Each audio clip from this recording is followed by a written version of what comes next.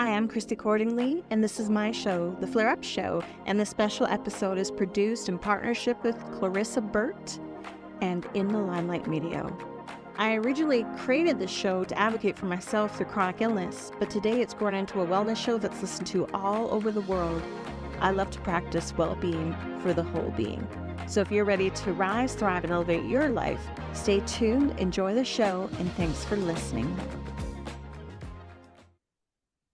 Hello, welcome to the Flare Up Show. This is your host, Christy Cordingley, and this show is produced by Clarissa Burt and In the Limelight Media. And today I have a very special guest, Karen Robbins, who has devoted her life to children as an elementary teacher. She was a Romper Room TV teacher, and I shared with her I used to watch Romper Room, so I was very excited. Mother of 4 sons, award-winning children's author, publisher, book toy designer, and inventor with a U.S. patent. Karen is a right brain creative whose passion is creating books and toys for children. She received her Bachelor of Arts in Elementary Education and Speech from the University of Washington. Karen holds a Master's in Education degree from the University of Puget Sound, where she taught storytelling, puppetry, and creative arts for the young child. She is a lifetime member of Delta Delta Delta sorority. She has been a longtime member of the Society of Children's Book Writers and Illustrators, Women in Toys, Independent Book Publishers Association, and the Authors Guild. And Karen lives in Arizona, where she continues to create and write for children in support of literacy. She believes all children need to learn to read. Thank you so much for being here, Karen. I'm so excited to talk to you. Thank you for inviting me to the show. I'm thrilled. Yes, I'm so happy. I was reading that Jack Canfield called you the Martha Stewart for children. So I would love this. Tell us a bit about your long career educating and entertaining children. Well, started my writing in with magazines, and that was, I guess, my right brain just always was thinking about holiday crafts and Mm. recipes for kids, because I had my four sons, little sons. And so I was just always coming up with these holiday things for children to make and help them with their hand-eye coordination. And I mean, even like cutting with scissors. Children all have to learn to cut with scissors, but that skill is quite difficult for young children.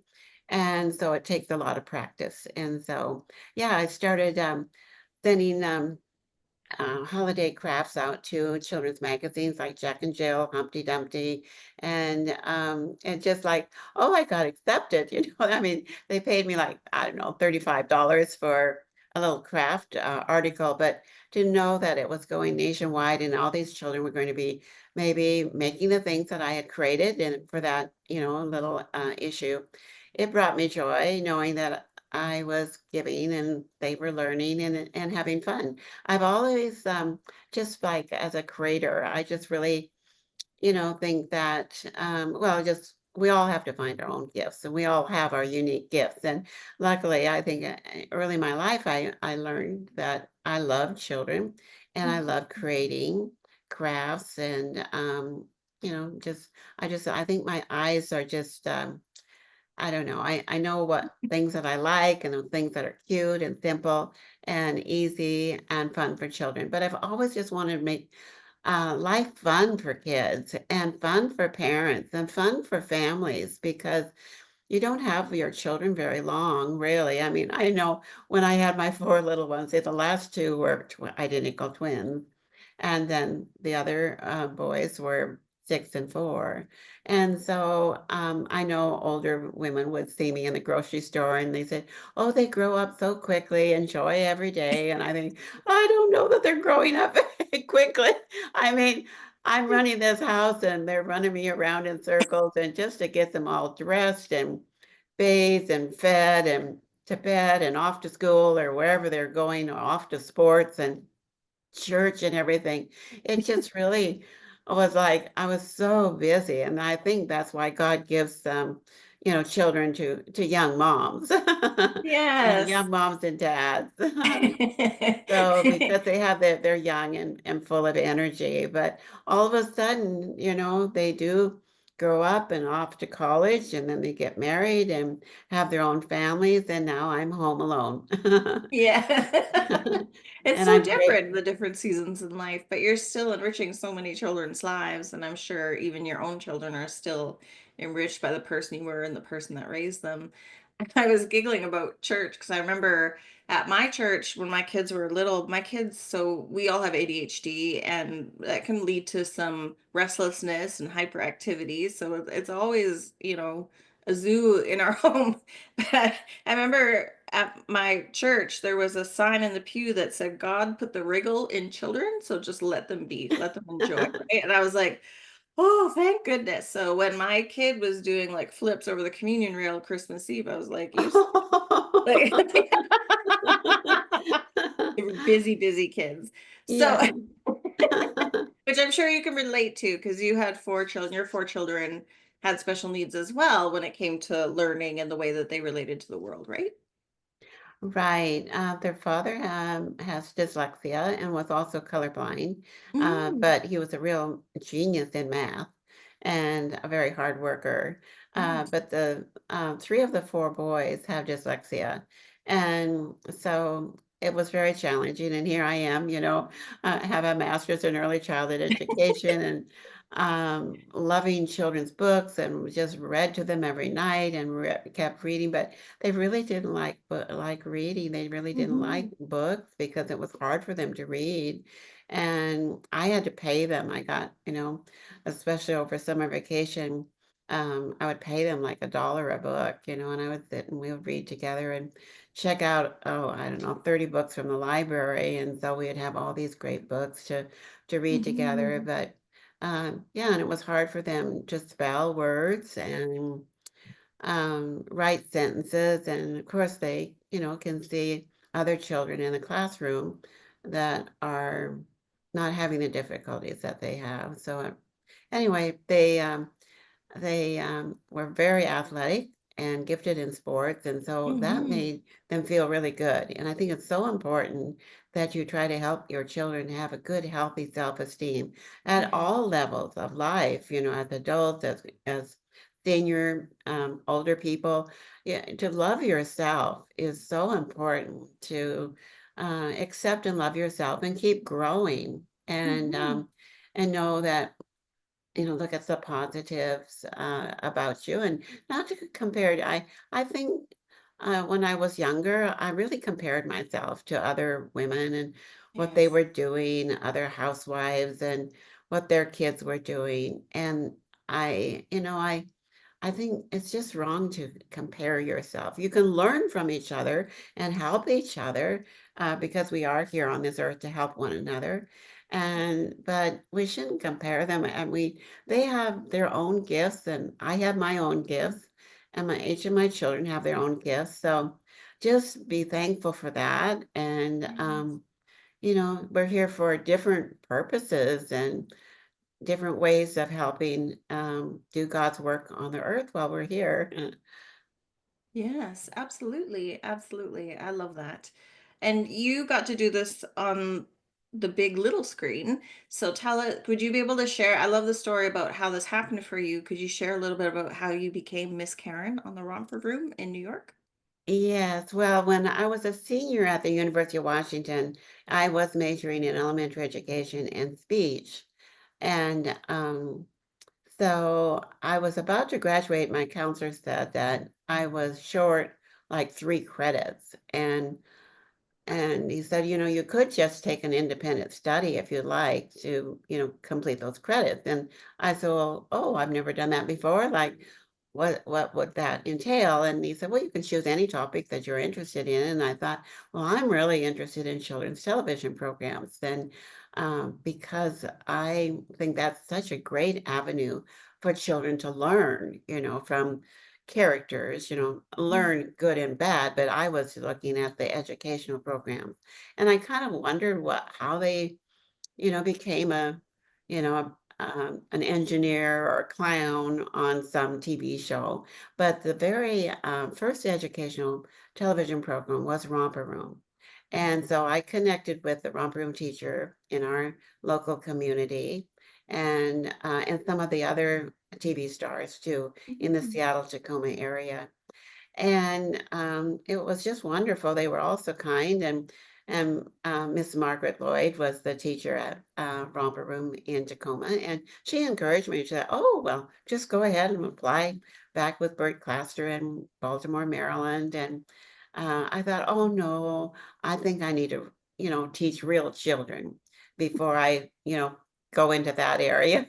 I think I really need to be a teacher of real children." So I did teach first grade and then kindergarten, and then I still kept thinking about, Romper Room was such a popular show, and it was the first educational program aired on television, and they were reaching hundreds of thousands of children. And Mhm. I thought, well, at that time, a lot of people were going into the Peace Corps back in the late 60s. And I didn't think that was my calling. So I really felt like this was my ministry to try to be, a romper room teacher to impact children's lives on television. And so after I just went back for the interview. I guess I corresponded with Bert and Nancy Claster.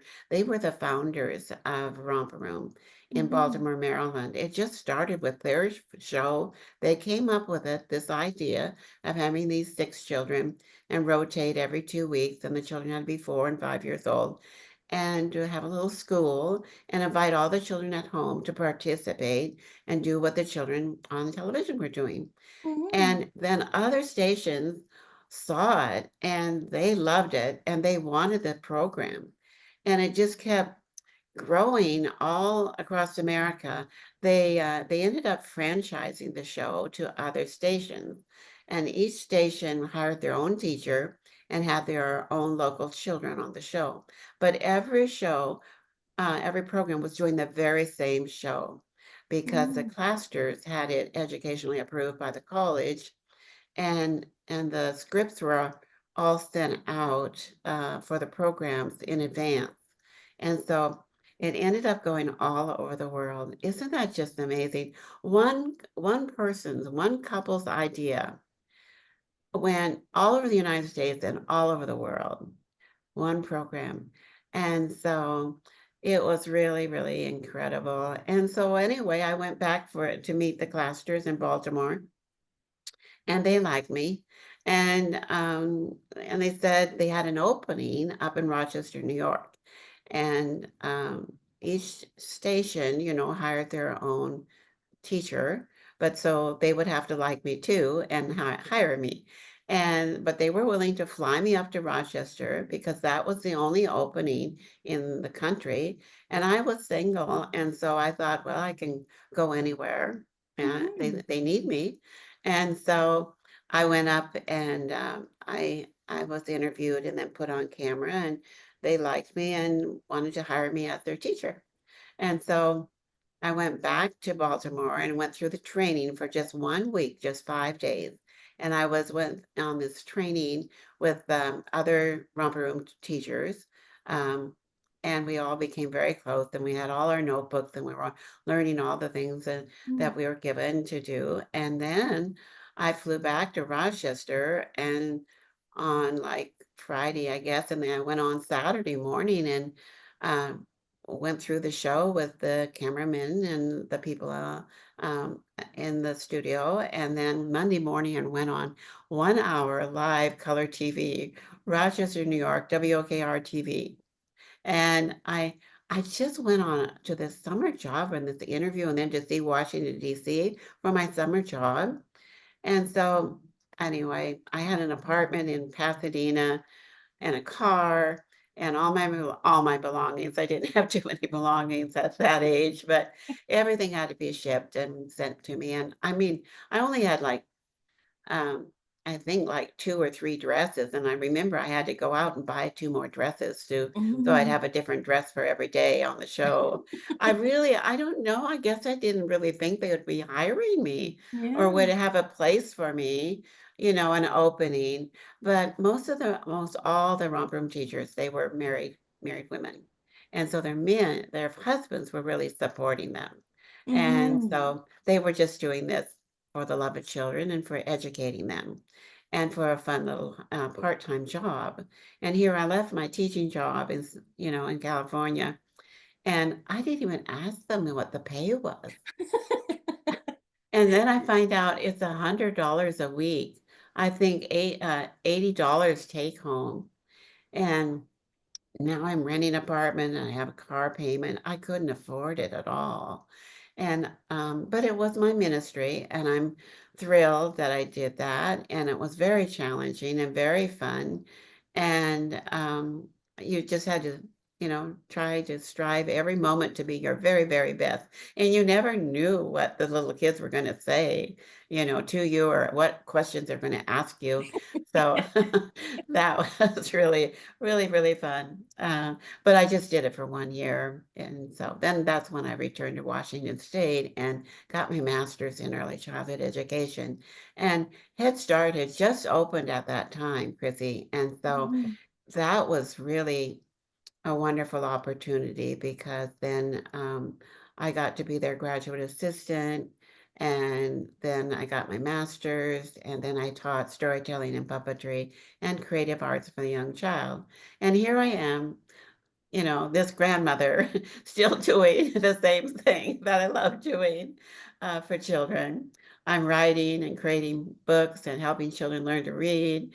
And I'm a toy designer. And yes, I did receive a US patent, which is really crazy to think that I was a displaced homemaker.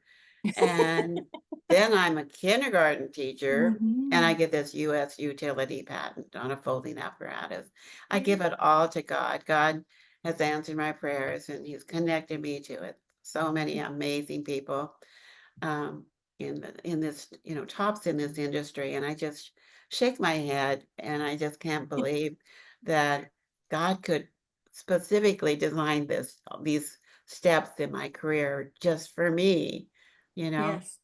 Yeah, God knows who we are and what we need, and answers our prayers, and so thanks be to God. Yes. Yes, we just got to boldly walk forward in the path laid in front of us, right? And that's exactly what you did. You really followed, your heart and your enthusiasm and the little messages, and you really embraced all the challenges as growth, which is what learning is. What a great lesson even to teach your kids through your own life story.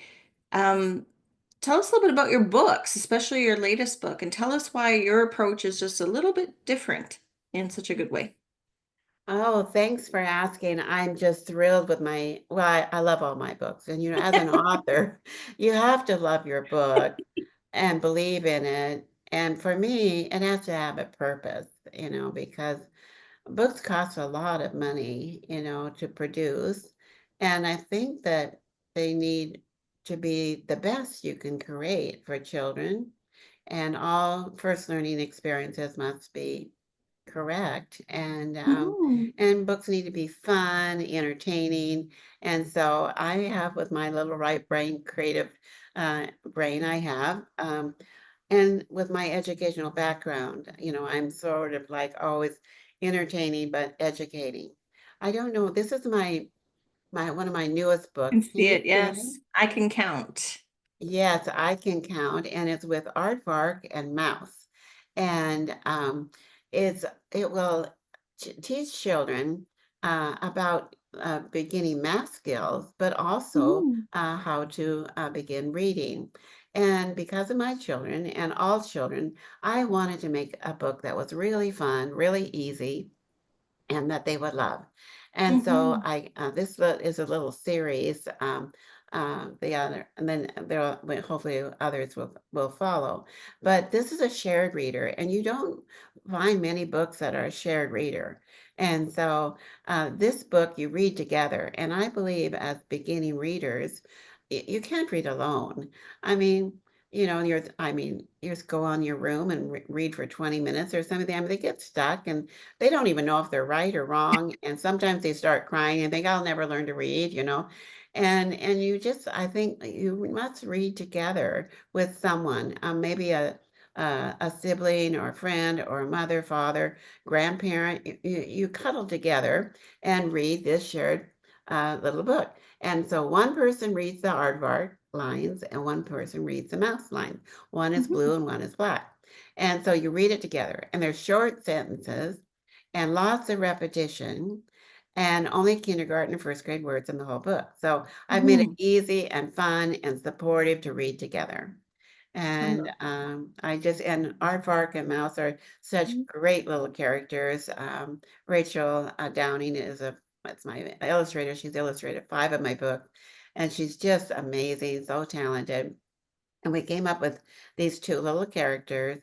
I can see them animated. I mean, you're always dreaming, like one Yes. more dream, like to be a New York Times bestseller, author, but I dream that this will be animated sometime in the Oh, future. So the little characters will teach children to read, along with the little aardvark mouse with their little voices and things. So, but that's what a dream, because I think here again, kids like animation, and now we have all these reels and everything. Adults like reels, and it's like the new way for learning. So that's one of my wishes. yeah, I love that.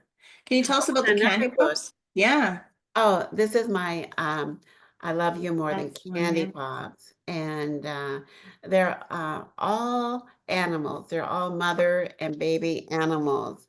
And so um and I did that specifically because I want all children to relate to this book. I want all children to be loved, and for moms and dads to be able to read and read this book and tell them how their child how much they love them. And so with animals, everybody can relate, no matter what color skin they're given. They all can relate to this book. And then my illustrator, Rachel Downing, she put hearts on every page. Yes. And so it's the kids will have fun hunting for the hidden hearts on each page. So it turns out to be a love book, but also a search and find book too. And Mhm. that's good for their eyes, because these little kids, they're just learning. I mean, their eyes are, as old as they are, and so they haven't developed like adult eyes. So they Mhm. need activities to help them focus. And, Those are my and kids. When my kids were little, they loved the seek and find type of books where there were, puzzles. And it's funny because even now today, my 18-year-old still does puzzles, like jigsaw puzzles, but also Sudoku and all sorts of different, like they yeah, just really, really enjoy puzzles and keeping their brain busy. But it started with books like that where they could seek and find different shapes and patterns and that. So I really like that. that's well, good. You were a good mom Oh. to kind of open a door and encourage that activity. Yes, all these activities are so good for our brain at any age of life. We just Yes. need to keep growing and having these brain activities. And this is a wonderful book that I'm so proud of, and that's Shoe Print Art, Step into Drawing Step by Step. And, I think sometimes a lot of children, they get to be in second grade or so, and they say, oh, no, I can't draw, I can just do stick figures. And they don't think they're artistic. Well, I just believe, yeah, well, I created this method when I was a kindergarten teacher because I didn't want them I wanted them to develop their hand-eye coordination. And it's so important for every child to learn. And drawing is therapy, and it relaxes your brain. And we're in this terrible mental health crisis right now, and we all need to relax. So any form of drawing is a beautiful activity for children or parents, grandparents to just relax your brain and draw. And this book has 55 images, all drawn from a shoe print shape. I Oh, mean, so we have cool. dinosaurs and monsters and animals, a snowman, um, all birds, all kinds of things, clowns, anything, a turkey. There's holiday ideas, and they're all made from a shoe print shape. So you just draw around the shape, the template in the book, with pencil first, and then there's like 4 little steps to do, and the steps are shown on the page, and Mhm. then you could just copy and go step by step, but then you add your own creativity with crayons or colored pencils. And so that, oh my goodness, it relaxes your brain, it allows for creativity, develops hand-eye coordination, small motor skills. It just does so much and also builds self-esteem because they're so surprised. Look at my dinosaur. I can draw a dinosaur, all from a shoe Mhm. print shape. The book has won 6 awards, and I'm so proud Oh, of it. that's Because I amazing. know children love drawing They in do. this fun way, and so it delights me when they send me their little pictures they've drawn. They sometimes can send them to me on my website and all, and that's really fun to see them. Oh, And that's teachers, amazing. preschool teachers, homeschool teachers, um, elementary teachers. I suggest children from age 4 to 14 uh, well, 4 to any age, but the little 3-year-olds are just a little bit young to with their coordination. So 4 and up is a great book for all Hmm. boys and girls. Yes. And where can people find your books and your website? Well, I don't sell my books on my website, but my website is Karen S for Sue, Karen S Robbins with 2 B's, author.com. And all my books are on Amazon and Barnes and Noble and any local independent bookstore. You can request them and they'll order them. Hmm. Hmm. Amazing. I was thinking, I don't know if you have this in the States because I'm in Canada, but we have the Scholastic. I don't know if that's a thing that's North American or just Canada, but you have the little catalogs that go in the classroom and they order them. I was just like, that'd be a great Yes. for your books. They've had, Scholastic, that's interesting that you would mention that, Chrissy, because, I think this is a perfect book for elementary school, kids and for Scholastic, and I'm going to be submitting it to Scholastic to see Oh, if they amazing. won't, hopefully that they'll pick it up for their Scholastic, Yes. book fairs that they have across the nation. And, I know, teachers have loved my book. There's one librarian, I often go out and I love going out to schools and speaking with the children. And then we Mm. always do, a drawing activity. Um, Also, there's activities at the back to make other things. And this is a little stick puppet, a little Oh, snowman. that's so And cute. then this is a little penguin here. But you can see they're both made from a shoe print shape. Yes. And so, but when I go out to schools, I love, having all the children do a drawing that they can take home and then make some kind of a little art activity too. They love doing that. And then, but one librarian at this one elementary school, she ordered my book for every one of the teachers at her school. She Oh, said, that's I nice. want every teacher in our school to have this book because it just feels in like sometimes you have like a 10-minute opening like, what do you do for to entertain, keep the kids busy for 10 minutes, Or you Yeah. have rainy day activities. And so she wanted this to be like a backup, for them to always have my book. That was so Yes. nice. I really admire teachers. It's a lot of work and it's a lot of expectations and it's hard work. It's nobody goes into teaching That's looking for right. fame and fortune to begin with, right? Like it's a calling for sure, definitely. Yeah, Really, really. I've been really blessed with great teachers for my kids too. So I have big admiration wonderful. for teachers. Yes. And it's funny Thank you you. mentioned the reading for all ages. I told you this the other day when we met. About my husband, English is his second language, so he's still working on reading skills, and I'm still learning Turkish so I can have better conversations with my new family over in Turkey and here. And we often lay in bed and read children's books because it's just it's simple enough and it's building it. So it was Right. just like when we went to kindergarten, that's how we learned. I remember the light going off, going, my brain made a connection here between this word, and I sort of that led to being able to read. And I'm like, I think it'll work for this too. So that's often what we do. We watch simple cartoons or we Oh, read that's children's books. wonderful. Hmm. Thanks for sharing because here in America now we have so many new immigrants in our Yes. country. And, you know, they must learn English, the children and the adults. And so that's where I think my book, I Can Count, the little shared reader, that they'll have fun reading Yeah. it together and learning English, just like you're learning to Turkish and your husband's learning English together. So Mhm. I will send you a copy of Oh, my shared awesome. reading book Yeah, to thank you. see We'll how you read do it. it.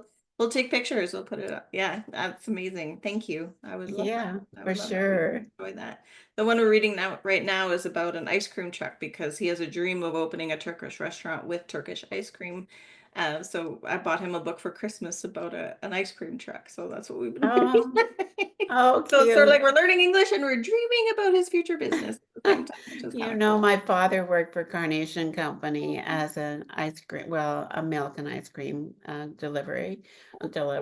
And one summer I was in college and I needed a summer job, and they were supplying popsicles and ice cream bars in a little scooter, you know, like, Mm, and with a little, well, I don't know, it was like a little little fridge. car. It was a Yeah, car, but it was like a yeah. three-wheel scooter. Mhm. And he told them that you know his daughter was home for college and needed a job. Could we open one up in my town, you know, my local community? And they said, sure, let's do it. You know, we'll get a scooter over there. Well, then I learned that I had to have go to the city council. They had to have a special law for ordinance Yeah. created for a scooter to be, you know, in the local roads. So I had to get approval for that, and but it was the most wonderful fun job here Oh, again. I So know.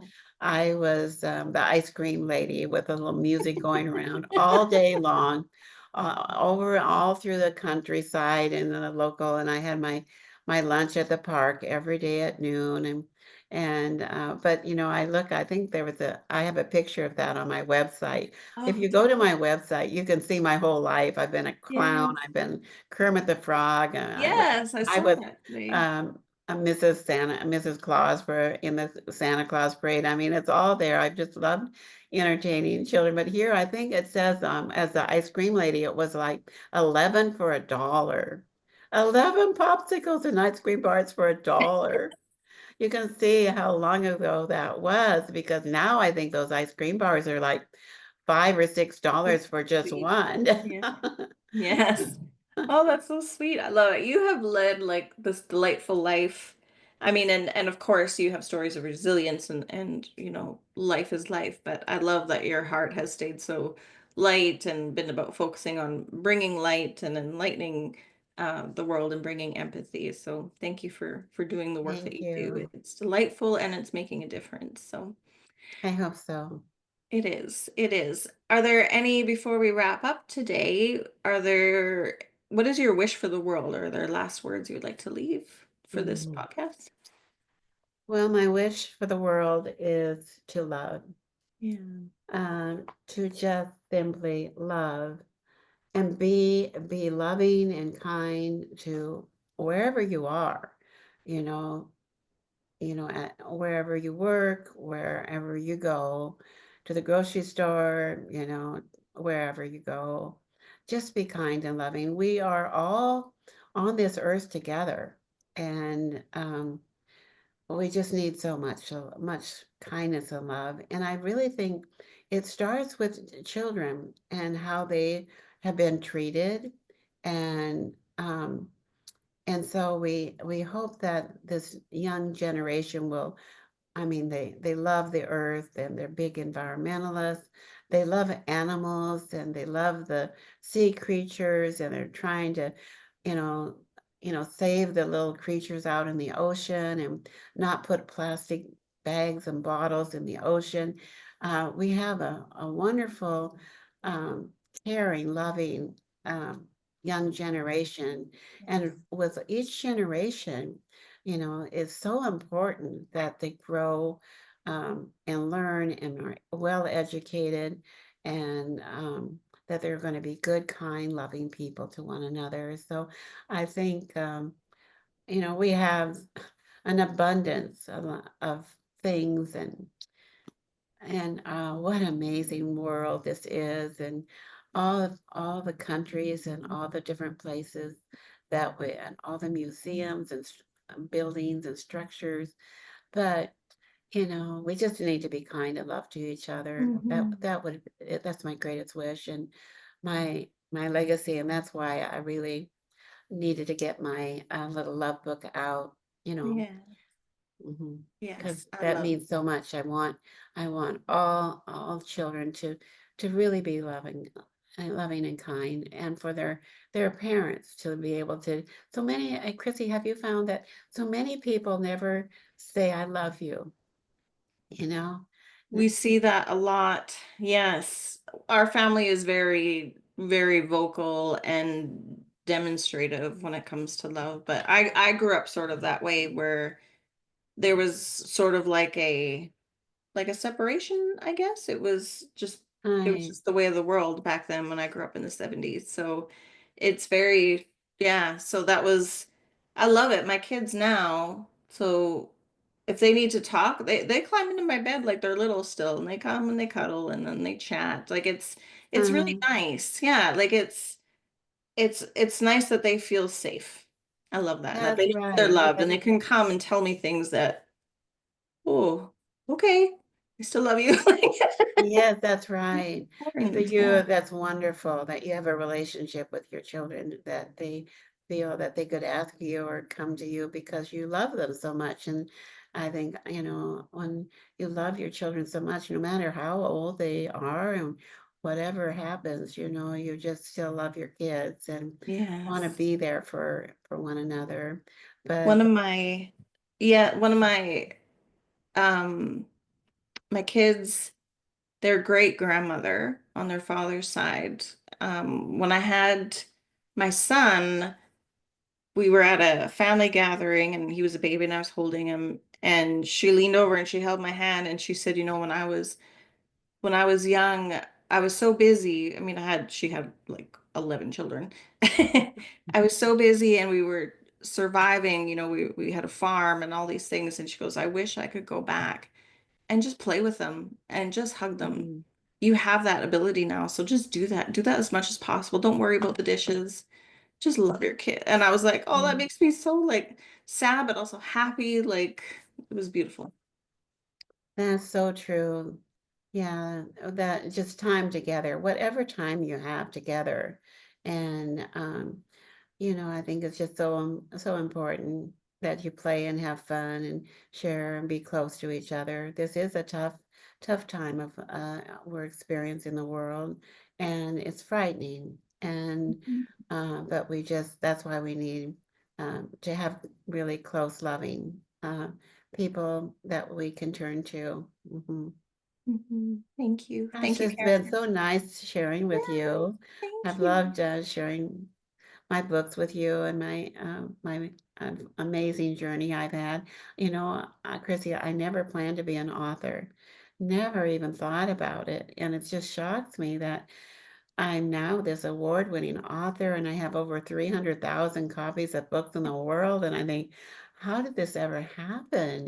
That God just used me in this way after I raised our children, and I really was a displaced homemaker. And but then I just feel so blessed that I'm able to continue doing this at my age. I feel so blessed.